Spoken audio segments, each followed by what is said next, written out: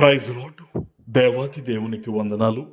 ప్రభు నామమున మీ అందరికీ నా ప్రత్యేకమైన వందనాలు, శుభాలు తెలియజేస్తున్నాను. మరి ఈ దినము దేవుడు మాకిచ్చిన అవకాశం కొలది 17 మార్లు మీ అందరి కోసం నేను ప్రార్థన చేయబోతూ ఉన్నాను. మీరు ప్రార్థించిన తర్వాత మీ ప్రార్థనవసరం నాకు తెలియజేయండి. తప్పక నేను మీకోసం ప్రార్థిస్తాను. ఈ దినము కొరకు ఏర్పాటు చేయబడిన దేవుని వాగ్దానము యెషయా గ్రంథము 12వ అధ్యాయము 3వ వచనము. కావున మీరు ఆనందపడి రక్షణాధారములైన బావులలో నుండి నీళ్లు చేదుకొందురు. దేవుని నామానికి మహిమ కలుగునుగాక. ఈ ఉదయకాల సమయంలో సర్వ సృష్టికర్త అయిన నీ తండ్రి గొప్ప వాగ్దానాన్ని నీకు అందిస్తూ ఉన్నారు. హల్లెలూయా. ఆయన అంటూ ఉన్నారు, చూడండి, మీరు ఆనందపడతారు అనే మాటను ప్రభు చెప్తున్నారు. ప్రియ దేవుని బిడ్డ, విరిగి నలిగిన మనస్సుతో, చుట్టూ భయంకరమైన శ్రమలతో, కష్టాల మధ్య ఉండి నలిగిపోయి ఉన్నావా? ఈరోజు నిన్ను చూచిన నీ తండ్రి నీకు ఇస్తున్న మాట ఏంటో తెలుసా? నువ్వు ఆనందపడబోతూ ఉన్నావు. ఆమేన్. మీకు వాగ్దానాన్ని చెప్తున్న నా జీవితంలో కూడా ఇటువంటి పరిస్థితులు ఎదురైనప్పుడు ఆయన పాదాన్ని మాత్రమే నేను పట్టుకున్నాను.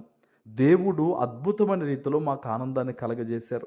ఈరోజు నీ జీవితంలో కూడా నిజంగా నీకు ఆనందం లేదేమో, పైన ఏదో బ్రతుకుతున్నావు కానీ నిజమైన సంతోషం నీ జీవితంలో లేదేమో. ఈరోజు దేవుడు చెప్తూ ఉన్నారు, నీకు సంతోషకరమైన ఆనందాన్ని దేవుడు ఇవ్వబోతూ ఉన్నారు. ఆమేన్. మీరు ఆనందపడి రక్షణాధారములైన మాట చూడండి, ఎంత గొప్ప మాట ఇది. కుటుంబములో రక్షణ లేకపోవడం వల్లే కదా ఆర్థికపరమైన ఇబ్బందులు కానీ, అనారోగ్య పరిస్థితులు కానీ, ఇంట్లో గొడవలు కానీ దేని వలన వస్తాయి? రక్షణ లేకపోవడం వల్ల. అపవాది ఏదో ఒక రూపంలో ఎవరిలో ఒకరు వారు ప్రవేశించి వాడు రక్షణ అనే గోడను బద్దలు కొడుతూ ఉంటాడు. ఈరోజు ప్రభు చెప్తూ ఉన్నారు, నీ ఇంటికి రక్షణ దేవుడు ఇవ్వబోతూ ఉన్నాడు. ఆమేన్. నీ సమస్తానికి కూడా ప్రభు రక్షణ ఇవ్వబోతున్నారు. నువ్వు దేవుని సన్నిధిలో ప్రార్థన చేయి. ఈరోజు నువ్వు ఎక్కడి నుంచి వాగ్దానం వింటున్నా సరే 17 మార్లు తప్పక నేను ప్రార్థన చేయాలన్న ఆలోచన కలిగి ఈరోజు ఈ వాగ్దానం ఎత్తిపెట్టి నీ ఉన్న స్థలములోంచి నువ్వు ప్రార్థన చేయి.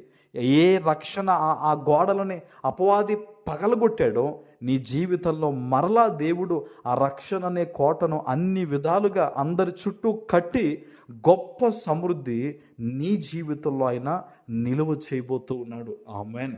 చూడండి, దేవుడు అంటూ ఉన్నారు, ఆ రక్షణ దారములైన బావులలో నుండి నీళ్లు చేదుకుంటారంట. బావులలో నుంచి నీళ్లు చేదుకుంటారట. సమృద్ధి, జీవజలము దేవుడు నీకు ఇవ్వబోతూ ఉన్నారు. కేవలము ఇది నోటి మాట కాదు, నీ జీవితంలో దేవుడు ఇస్తున్న ఒక గొప్ప సమృద్ధికరమైన మాట ఇది.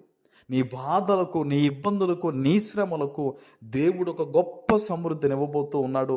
అది నీ జీవితంలో నెరవేరాలంటే గనక నువ్వు మార్పు చెందితేనే, నువ్వు యథార్థంగా దేవుని ఎదుట నిలబడితేనే, నువ్వు ప్రార్థన చేస్తేనే నువ్వు ఆ ఫలితాన్ని పొందుకోగలవు. ఆమేన్. ఎవరి వల్ల దీవెన రాదండి.